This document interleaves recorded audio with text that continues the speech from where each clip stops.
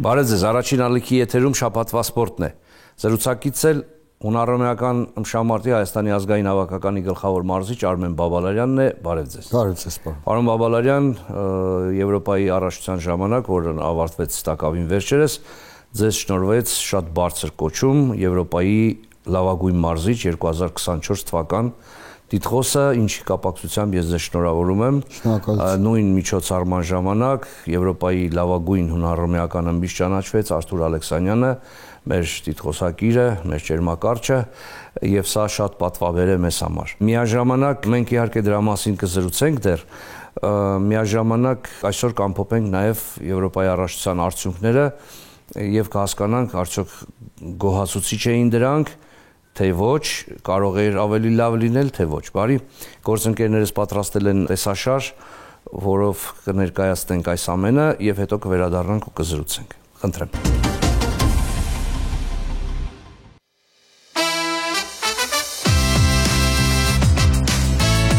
Հունահռոմեական ոճի ըմբշամարտի Հայաստանի հավաքականը հերթական անգամ փայլեց եվրոպական հարթակում, հաստատելով մեր երկրի դիրքը այս դարավոր մարզաձևում։ Սլովակիայի մայրաքաղաք Բրատիսլավայում անցկացված Եվրոպայի առաջնությունում հայ ըմբիշները փայլեցին, սակայն մրցաշարը մեզ համար առանձնացավ մեկ այլ կարևոր իրողությամբ։ Այս տարվա առաջնության ամենանշանակալի հաղթանակներից մեկն արձանագրվեց ոչ թե գորգի վրա, այլ դրանից դուրս։ Հայաստանի ընտրանու գլխավոր մարզիչ Արմեն Բաբալարյանն ըմբշամարտի համաշխարհային ֆեդերացիայի եվրոպական խորհրդի կողմից ճանաչվեց Եվրոպայի տարվա լավագույն մարզիչ։ Այս բացառիկ պարգևը նշանավորում է մարզչի ոչ միայն անհատական վաստակը, այլև ամբողջ հայկական ըմբշամարտի դարբնոցի հեղինակությունը միջազգային գորգերում։ ԽՍՀՄ սպորտի միջազգային կարգի վարպետ եւ ՀՀ վաստակավոր մարզիչ 57-ամյա Բաբալարյանը տասնամյակներ շարունակ հայկական ըմբշամարտում է եւ իր փորձով, գիտելիքներով եւ նվիրվածությամբ մեր թիմի համար ձևավորել է կայուն առաջատար դիրք եվրոպական ըմբշամարտում։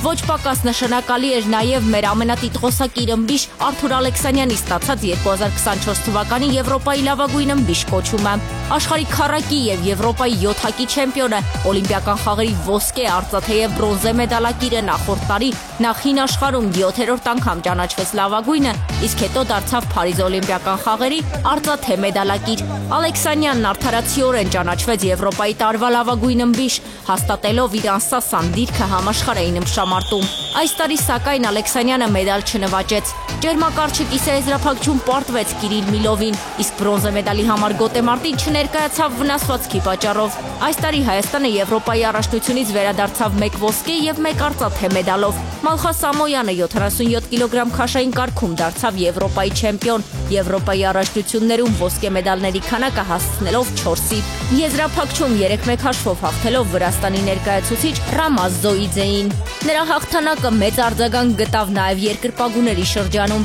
իսկ այդ ոսկե գոտեմարտը ըմբշամարտի համաշխարհային ֆեդերացիայի կողմից կազմակերպված քվեարկության արդյունքում ճանաչվեց մրցաշարի լավագույն գոտեմարտ։ Արծաթե մեդալակիր դարձավ Տոկիոյի Օլիմպիական խաղերի մասնակից 2024 թվականի աշխարհի առաջնության բրոնզե մեդալակիր Կարեն Ասլանյանը։ Եվրոպայի առաջնության եռակի բրոնզե մեդալակիրն այս անգամ հաղթանակից 1 քայլ հեռու կանգնեց, եզրափակչում զիջելով Քերեմ Քամալին։ Չնայած Բրատիսլավա մեկնած մեր թիմն այս անգամ հայրենիք վերադարձավ ընդամենը 2 մեդալով, սակայն մեդալ չնվաճած բոլոր ըմբիշները բոլոր գոտեմարտերում մաքարեցին մինչև վերջ եւ ապացուցեցին, որ այս հավաքականը դեռ իր մասին շատ է խոսել տալու։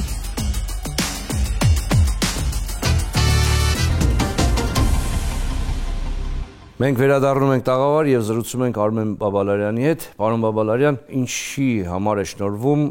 Եվրոպայի լավագույն մարզիչ տիտղոսը։ Հասկանալի արդյունքների համար, բայց մեր հավաքականը ընդհանուր առմամբ օլիմպիական չեմպիոն չունեցանք, կային օլիմպիական չեմպիոններ, բայց եւ Արթուր Ալեքսանյանին եւ ձեզ շնորհվեցին այդ բարձր կոչումները։ Չափանիշները որոնք էին։ Չափանիշները օլիմպիական տարվա ոչ թե միայն օլիմպիական խաղերի, օլիմպիական ամբողջ տարվա բարձր արդյունքներն էին եւ միջազգային ֆեդերացիան նշանակել էր բոլոր ֆեդերացիաներին ընտրություն եւ եվրոպական բոլոր ֆեդերացիաները իրենց կարծիքը ներկայացրել էին 3 հոգի մարզիչներից, դա ուրեմն մեկը ես էի Հայաստանից, մեկը դանիացի Լեհ ազգությամբ Լեհ պայմանագրով աշխատում է Դանիայում այդ մարզիչներ եւ մյուսը Ադրբեջանի գլխավոր մարզիչ Ռուսաստանի ներկայացուցիչն է, այսինքն ազգությամբ ռուս է, բայց աշխատում է Ադրբեջանում։ Այդ երեքի մեջ է եղել եւ եվրոպական բոլոր ֆեդերացիաների ավելի մեծ քանակով նախընտրել էին մեր երկրի մարզիչին։ Իսկ մարզիկներն ովքեր էին այդ ցուցակում։ Մարզիկները ուրեմն Արթուրներ Դանիացին որպես ոնց որ եւ չեմ հիշում մարզիկներին ճիշտն ասած, էլի 3 հոգի են մարզիկները։ Այսինքն այդ քվեարկությունը անցկացվել է ֆեդերացիաների միջև։ Բոլոր եվրոպական ֆեդերացիաներին մենք էլ ենք դրա ընտրության իրավունքը ստացել։ Բոլոր եվրոպական ֆեդերացիաները առաջարկվել է ընտրել այս 3-ի մարզիկ եւ այս 3 մարզիչի միջև լավագույն մարզչին ֆեդերացիաները նայել են արդյունքներին կամ չգիտեմ նաև երկարատև աշխատանքը այո տևական ժամանակ կայուն արդյունք ցույց տալը ստաբիլ արդյունքներ ցույց տալու համար երևի նախընտրել են չգիտեմ շնորհավորում ենք մեկ անգամ եւս այո սա շատ բարձր տիտղոս է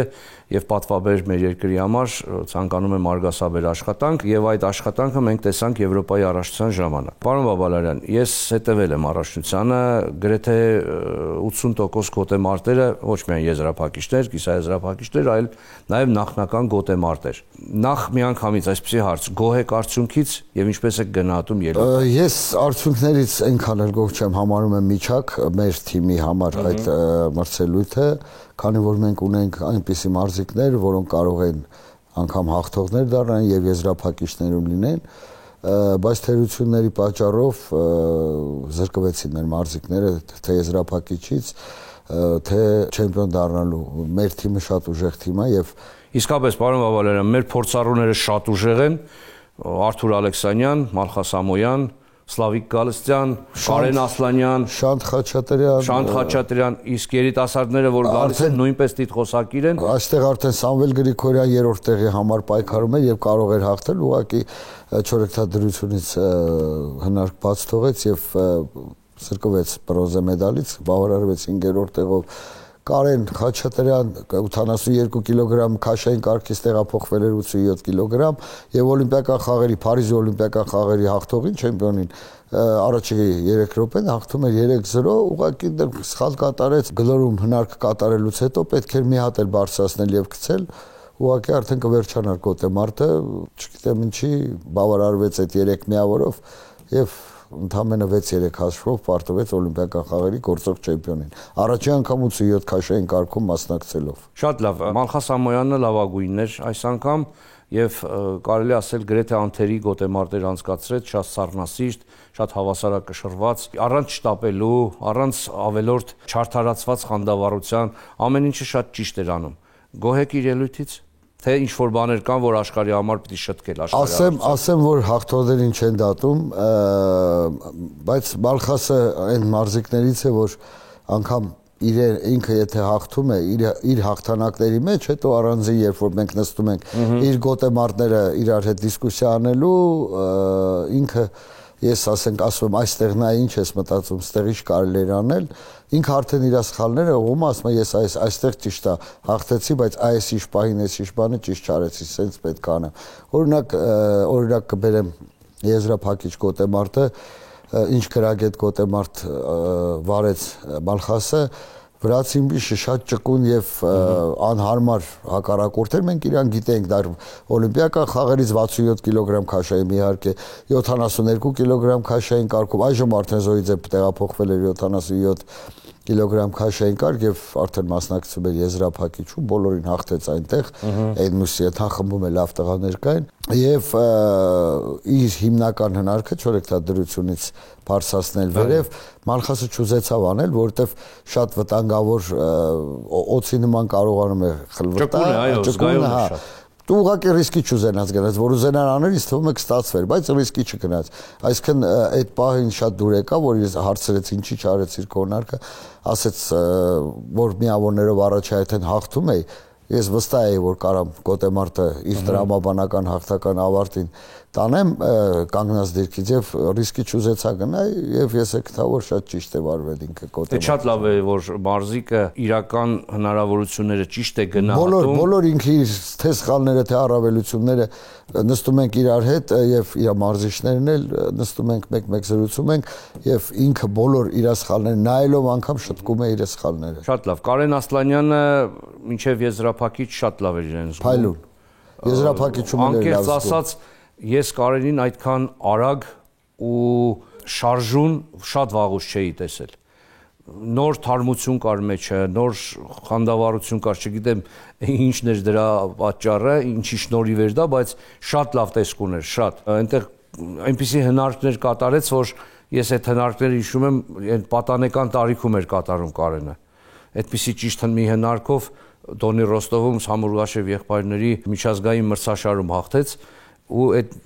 նույն արագությամբ, նույն այդ պատանեկան խանդավառությամբ եզրափակիչը, բայց մի փոքր չստացվեց, ինչն էր պատճառը։ Այնտեղ հավասար գոտեմարտ էր, հասկանում եմ, կարող էր այսպես էլ լինել, այնպես էլ լինել, բայց ուզում եմ ձեր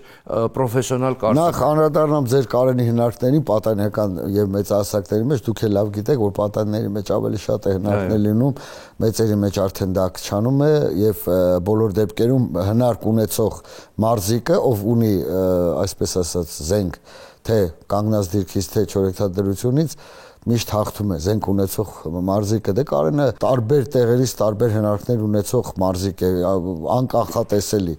Եվ ինչ ստացվեց, այդ գոտեմարտերը հաղթելուց հետո եզրափակիչում բոլոր հանձնարարությունները տված էր, ինքը ինչ պետք է անի, թուրք մարզիկի հետ ոնց պետք է սկսի, ոնց պետք է միջին առաջի գոտեմարտը ավարտվի, երկրորդին ոնց պետք է նախապատրաստվենք։ Ուղղակի հենց այդ սկզբի պահը մեջքը բաց թողեց Կարենը։ Եթե ինքը այդ նման միավորներ վաստակեր, ես հաստատ վստահ եմ, որ Կարենը կա, այո, Կարենը կհաղթեր։ Ուղղակի մեջքը բաց թողեց երկու միավոր եւ այստեղ չորեքթադրությունից Թուրքմբիշը բանը բարձրացրեց գցում կատարեց իմ կարծիքով դա գոտկատեղից ներքև էր եւ Կարենն էլ ասեց ճիշտ ասած որ եղավ արդեն 6 դե 8 միավորից քանի որ արդեն մաքուր հաղթանակ է Կարենը գոռաց ասեց չելենջը գցեք ասեցի Կարեն որ գցեմ լինելու է արդեն 7 միավորների տարբերությունը շատ է մեծանալու դեռ գոտեմարտը նոր էր սկսել չէի ուզում որպեսի տարբերություն լիներ որտեվ կորցնելու են եւս մեկ միավոր ասես չգցի ես վստահ եմ որ կտան Եվ գցեցի ես չելենջը ու կորցրեցինք այդ չելենջը, դարձավ 7-0 հաշիվը, 8-ից արդեն մաքուր հաղթանակ է։ Ու այդ երևի կատարվեց առաջի 30-40 վայրկյանվա ընթացքում։ Մնացած գոտեմարտը բոլորն էլ տեսան 5 րոպե 20 վայրկյան Կարենը անընդհատ գնում էր միավորների անընդհատ թուրքը պարկած, ձեռքը անգամ կախված, ձեռքը գետին դրած, պասիվ վիճակում մնացած բոլոր րոպեները անցկացրեց նման ոճով եւ անգամ մի հատ նկատողություն չտվեցին, անգամ մի անգամ չորեքթադրություն չդրեցին եւ մի հատ դուրս արեց, մի հատ էլ միավոր արեց Կարենը եւ երկու միավոր կարողացավ վաստակել 7-2 կներեք, 7-2 հաշվով պարտության կրեց, բայց եթե դրանից ընկաչոք վիճակ Կարենը այնտեղից լավ բազա ունի հնարքների։ Հիմա հետաքրքիր է արդեն իր տրամադրվածությունը աշխարհի առաջնությանը, արդեն հասկանում է որ վերադարձել է, արդեն հասկանում է որ զորեղացել է եւ կարող է։ Նախ ասեմ որ ինքը արդեն աշխարհի անցած տարվա մրցանակակիր է եղել հոկտեմբեր ամսին։ Հասկանալի, ես չեմպիոնության մասին։ Հա, չեմպիոնության մասին ինքը միշտ էլ չեմպիոնության համար է գնում։ Կարենի ուրեմն ասեմ այն մի ինչ որ ժամանակաշրջան եղավ անկում իր սպորտային կարիերայում քաշային կարգը փոխեց իջե 67-ից 63 կիլոգրամ եւ նորից Կարենը պատրաստ է բոլոր մրցակիցներին եւ հակառակորդներին հաղթելու ես ասեմ Կարենի տիպ մարզիկները պարտությանը չեն համակերպում իրանք միշտ ձգտում են մաքսիմալի եւ պարտադիր ինչու՞ չէ նաեւ չեմպիոնության Բարի, Արթուր Ալեքսանյանից մենք միշտ ենք չեմպիոնություն սպասում, արդեն ինքը մեզ այնպես է այնքան է երես տվել, որ մենք պարտադիր միայն չեմպիոնություն ենք սպասում, բայց եղավ այն, որ նախ հասկանալի է, տարիքը իրեն ասում է, ամբողջ աշխարհը պատրաստում է Արթուր Ալեքսանյանի դեմ, բոլորը կոնկրետ իր դեմ են պատրաստում, իսկ ինքը մենակ բոլորի դեմ։ Եվ պարզ էր, որ բուլղարացի մարզիկը այս անգամ պատրաստ էր, ամբողջ ուժերը կենտրոնացրել էր, ամեն ինչ անելու էր, այդ հասկանալի է։ Հետո որ արդեն վնասվածք ու չմասնակցեց երրորդ տեղի համար Գոտեմարտին, մեր կա պարանոց մեղադրանքներ զանազան հարթակներում սկսեցին հնչել, ուղղակի ուզում եմ այսօր նորից վերադառնալ այդ թեմային ու ասել ու փակել այդ թեման։ Արթուր Ալեքսանյանը իր կյանքի ընթացքում այնքան տիտղոսներ է նվաճել ու այնքան փառք ու պատիվ է բերել Հայաստանին, որ կարող է նաև, չգիտեմ, մի պահ այսպես էլ լինել։ Նախ անպարտելի մարդիկ աշխարհում գոյություն չունեն, բոլորն էլ մի օր գալիս է, որ պարտվում են։ Հետո այն քննադատողներից շատերը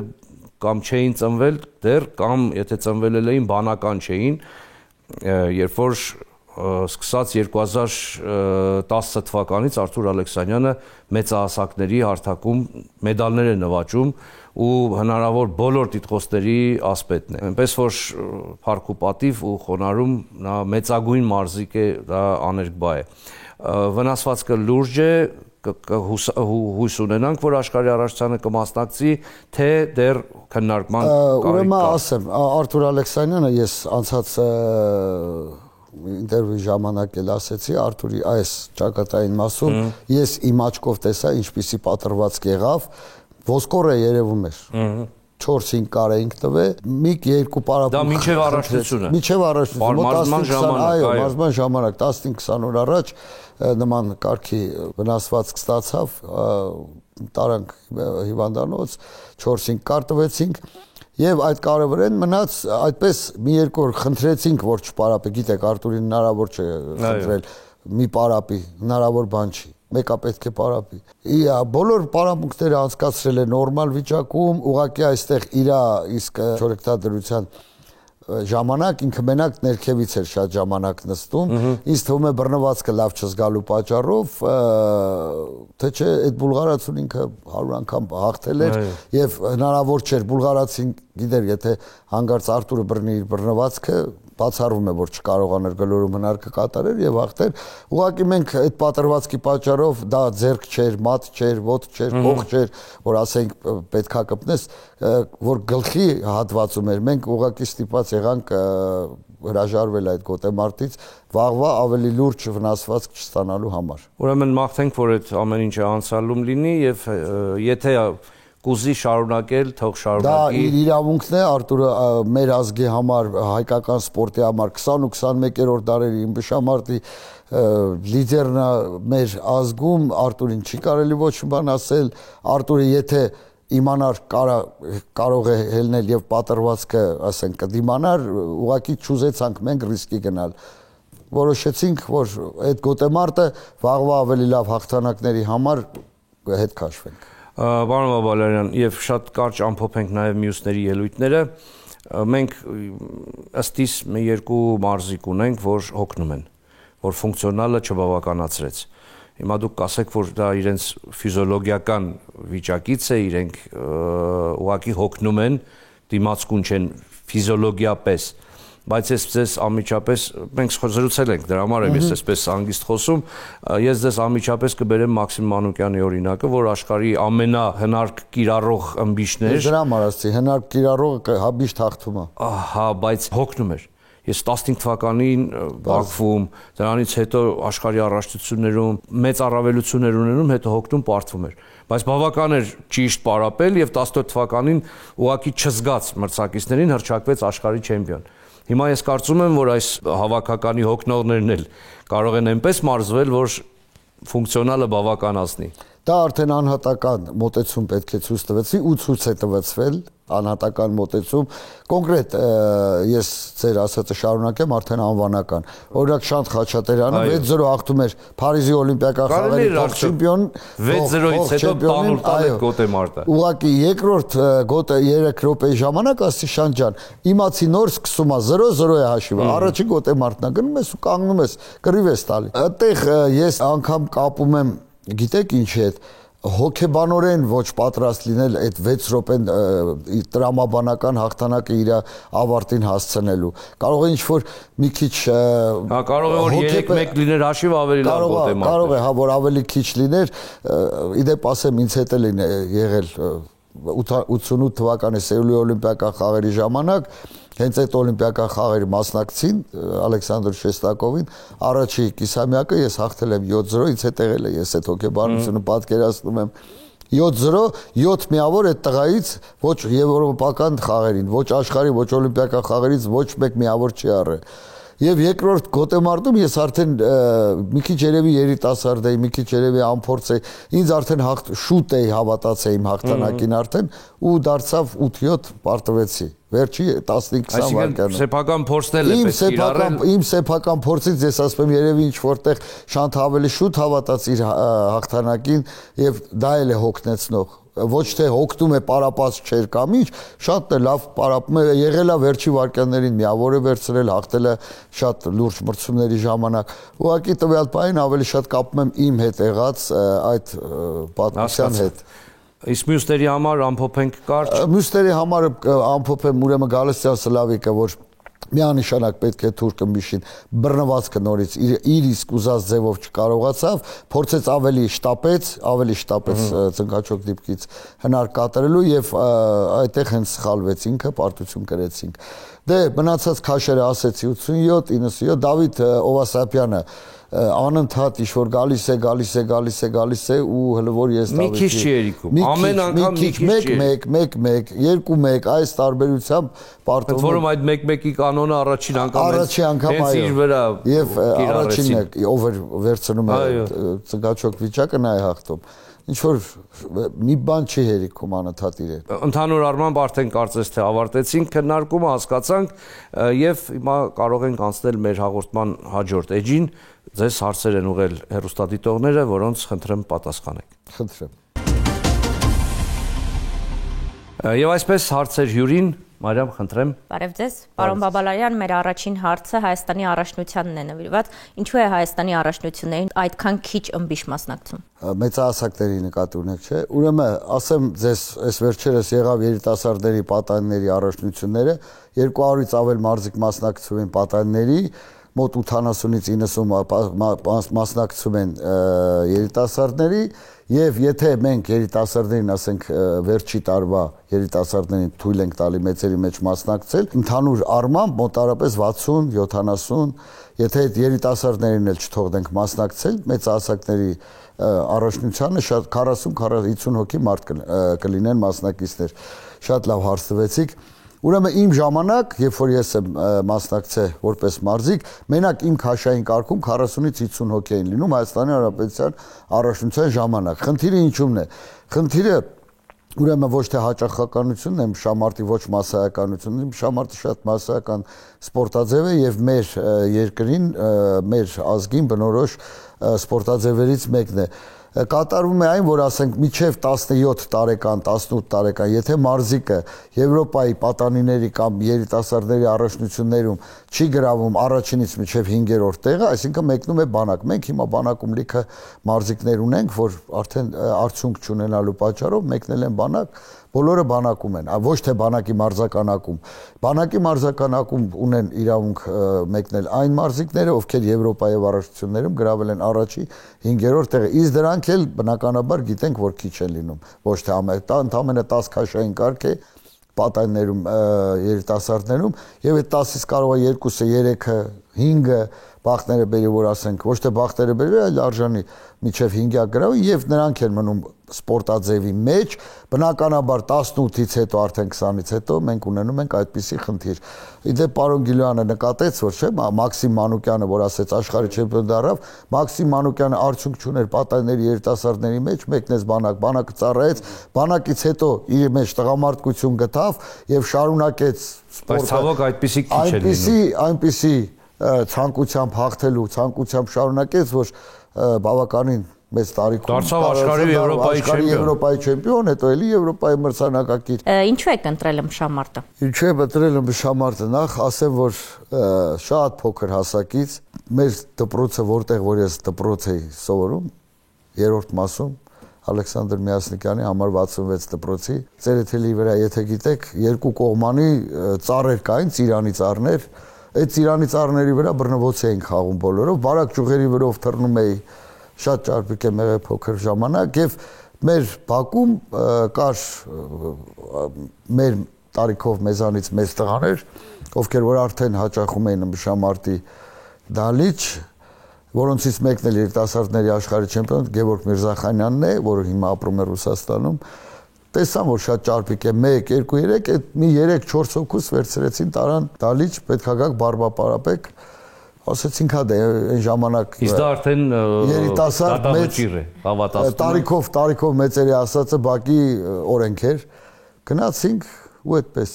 Սիրահարվեցիք այդ մարզաձևին։ Այո։ Հերոստատիտողին հետաքրքրում է ինչն է ձեզ մոտիվացնում ամեն օր վեր կենալ եւ շարունակել այս բարդ աշխատանքը։ Երևի նվիրվածությունը, ֆանատիզմը, խարիզմա, ցանկությունը հաղթելու, ազգի համար ինչ-որ մի լավ բան անելու մեր փայ պրոֆիլում, այսինքն կոնկրետ ըմբշամարտի ոլորտում ինչ-որ մի լավ բան անել, լավ ճիշտ սերունդ դաստիարակել, վաղվա լավ զինվոր դաստիարակել, առողջ տղաներ դաստիարակել, ոչ թե փողոցային։ Ինձ թվում է դա։ Եվ վերջին հարցը, պարոն Բաբալարյան, եթե ոչ ըմբշամարտ, ապա ինչ մասնագիտություն ունեք։ Էլի ըմբշամարտ։ Հավեր ըմբշամարտ։ Ես մի քիչ առաջ ասացի, դա դատավճիռ։ Ինչ չեմ պատկերացնում ուրիշ ոչ միտեղ։ Շնորհակալ եմ անկեղծ պատասխանների համար։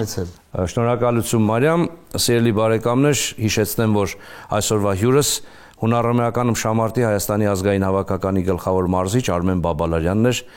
Ցտեսություն եւ ամենայն բարիք ձեզ։ Շնորհակալություն, ցտեսություն։